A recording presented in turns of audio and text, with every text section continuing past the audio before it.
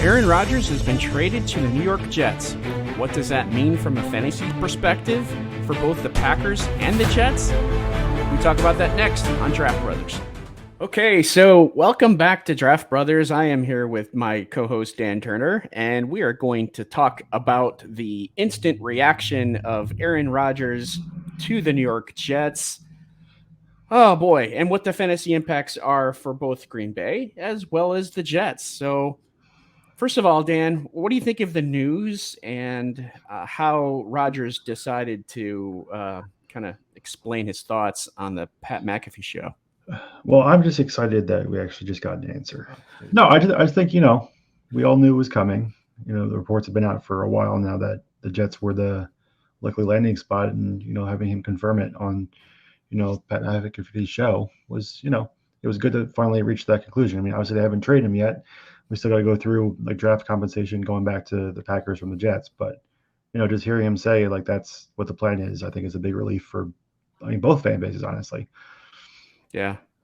Green Bay can move on, and it's the Jordan Love era, and New York gets a huge upgrade at the quarterback position, considering Mike White and Zach Wilson were the ones before him. So what does this mean for the offense? What does this mean looking ahead? Breece Hall, is he that much more of a fantasy commodity? Is his appeal that much more than what it was? Same thing with the wide receivers, Garrett Wilson, Corey Davis, if he's still with the team. And also newly signed Allen Lazard, who's been Rodgers' wide receiver too in Green Bay for the last 4 years. So let's start with running back. What do you think this does for Breece Hall?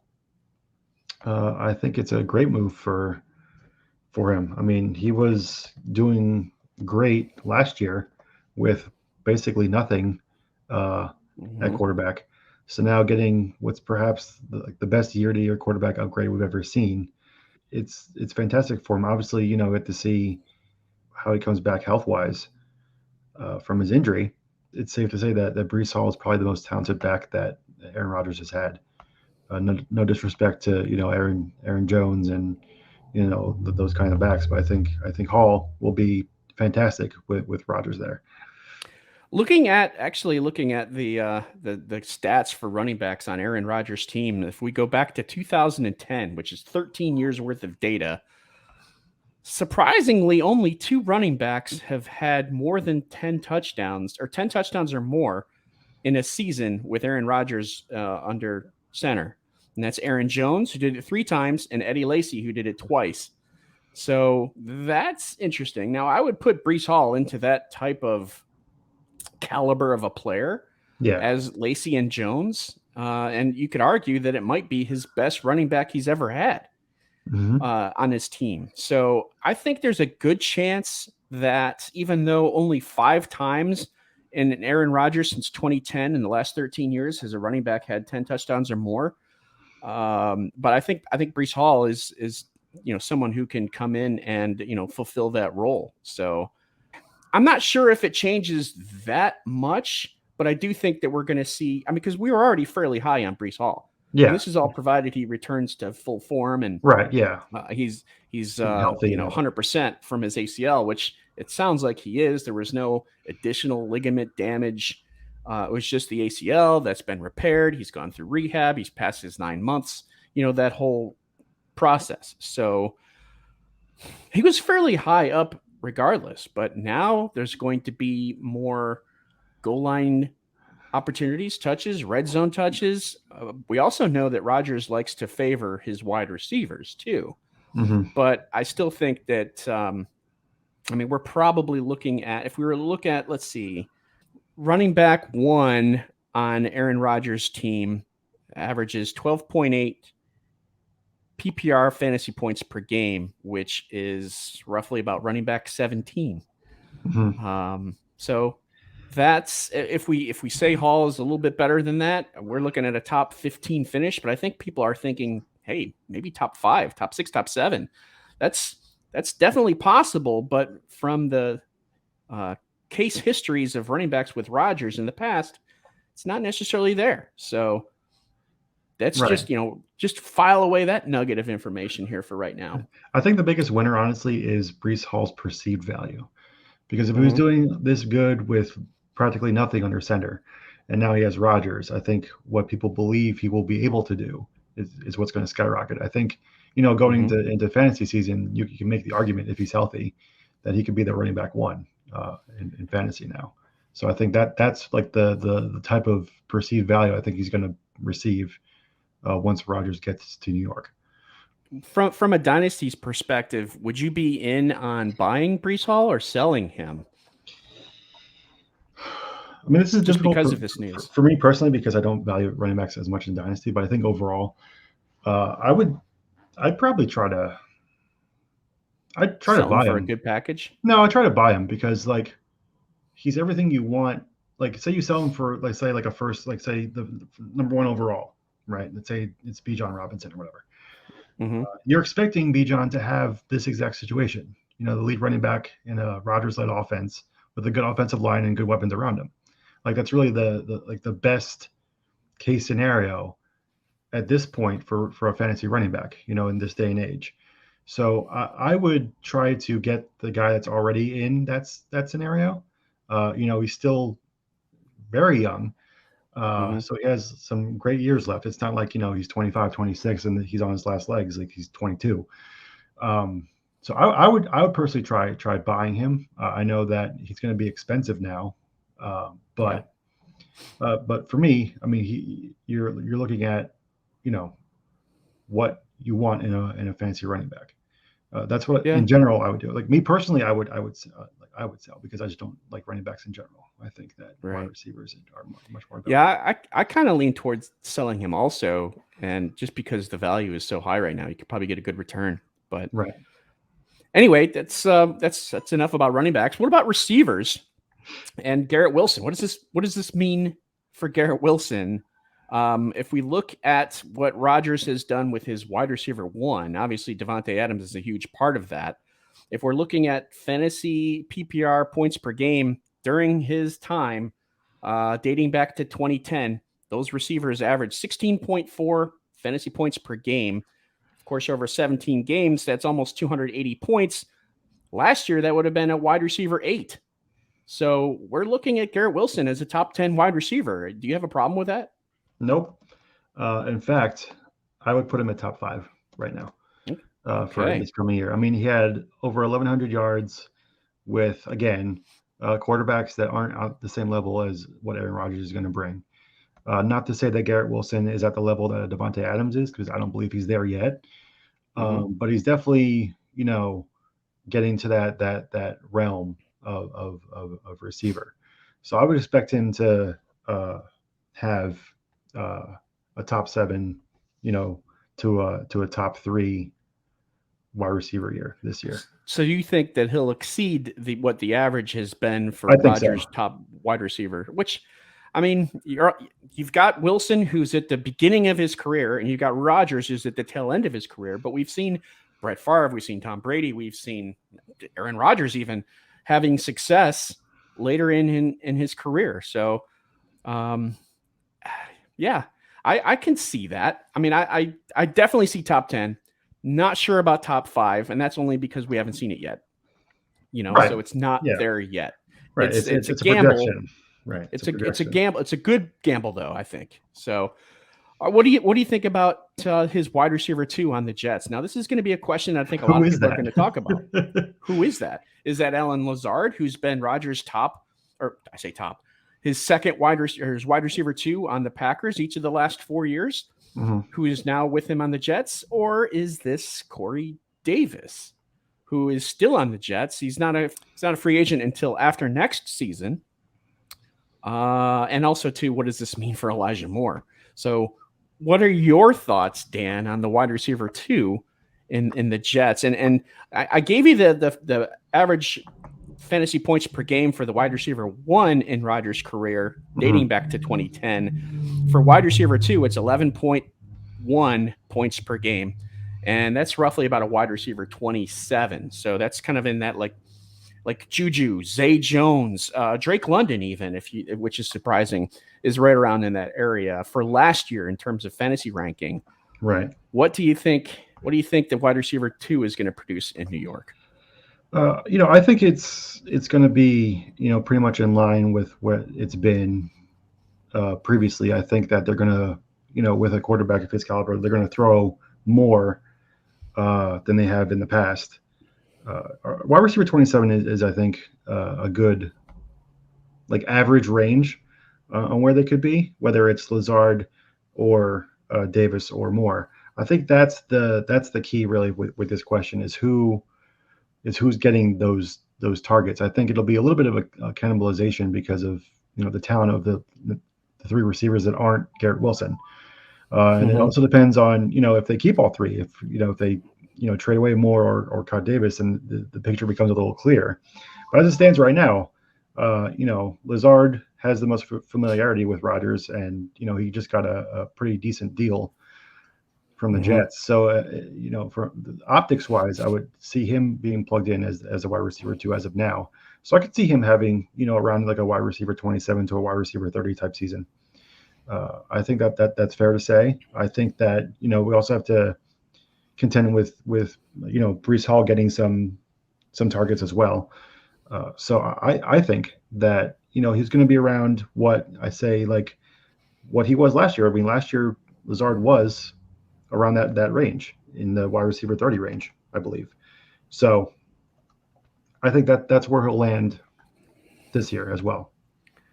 Do you think with the Jets having such a strong defense that changes the outlook on the offense?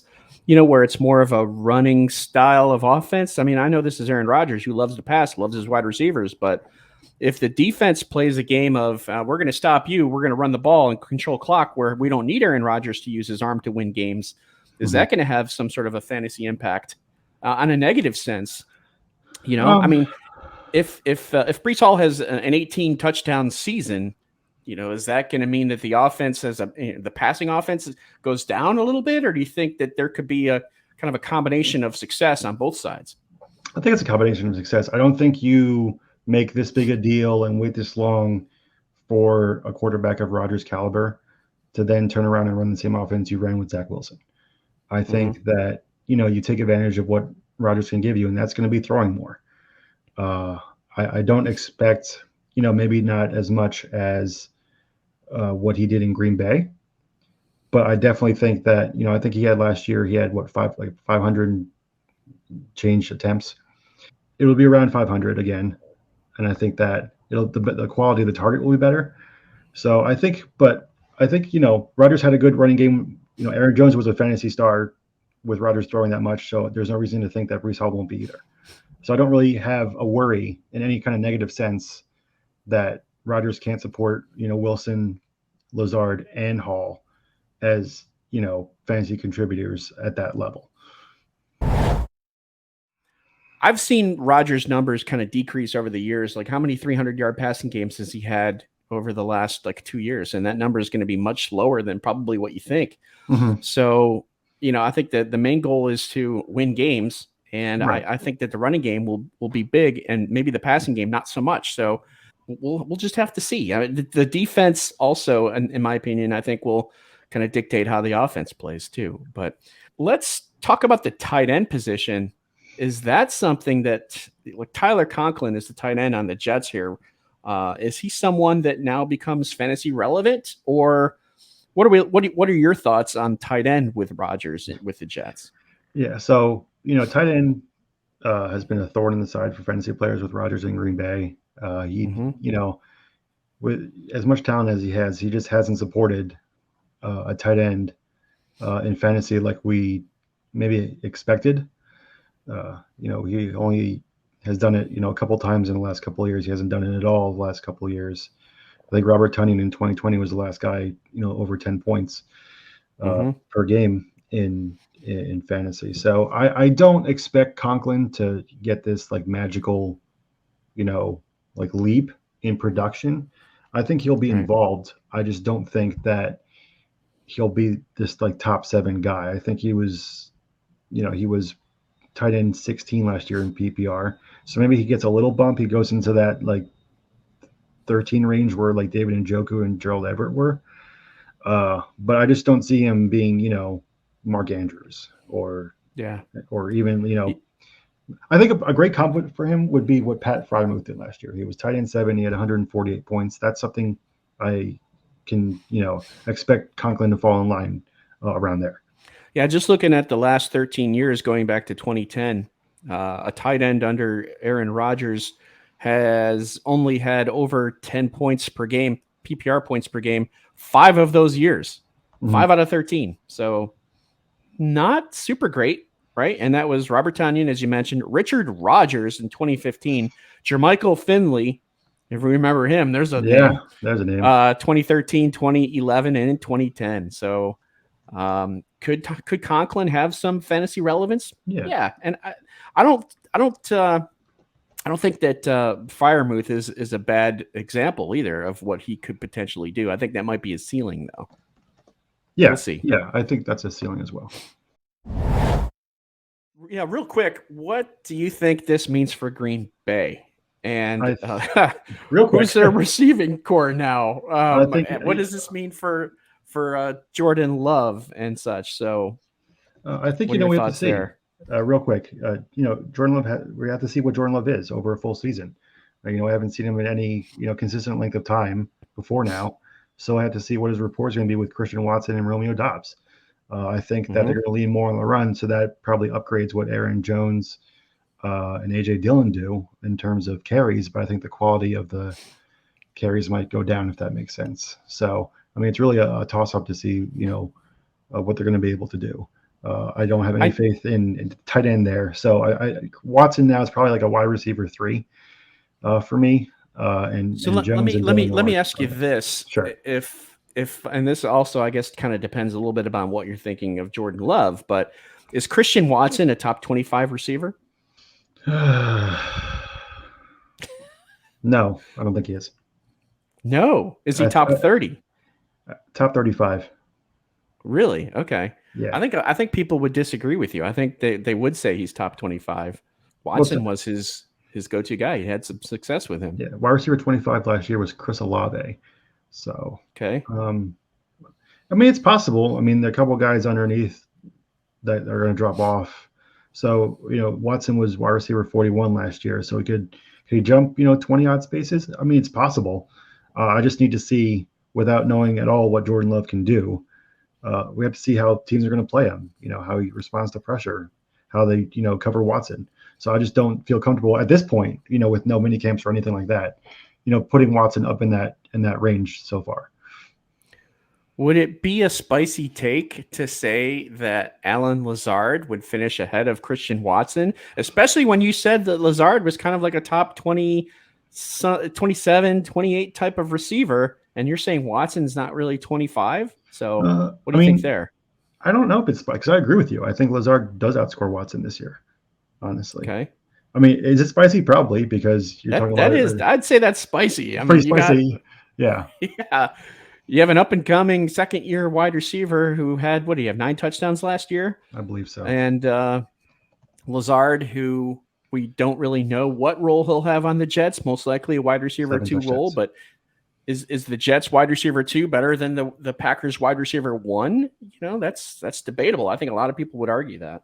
Yeah, I think it's a good debate. It really depends on all on Jordan Love. We have to see, how he handles a full season with defensive attention on him. Can he be what the Packers thought he would be when they drafted him in the first round? So I just don't have that faith in him yet. I could be wrong. He could come out and absolutely kill it, and Watson blows up. But I just can't put them there without seeing anything right now. And we also don't know exactly how durable Jordan Love is going to be. How often do we see a quarterback who's doesn't have a lot of experience, has not shown how durable he can be? Then next thing we know, like week 3, he's hurt. He's got an ankle injury, back injury, calf, hamstring, whatever. Trey Lance, something like that. If that happens to Green Bay, that could be curtains. Yeah, for the Packers. Well, I think that's pretty much it for our fantasy impact on the Jets as well as the Packers due to the Aaron Rodgers trade. And we hope that you enjoyed this here. If you like the show, please give us a like, a subscribe, a comment. We really appreciate that. It really helps out our channel. So thank you for that. Dan, I appreciate it, buddy. And All right. we'll see you next time. See you next time.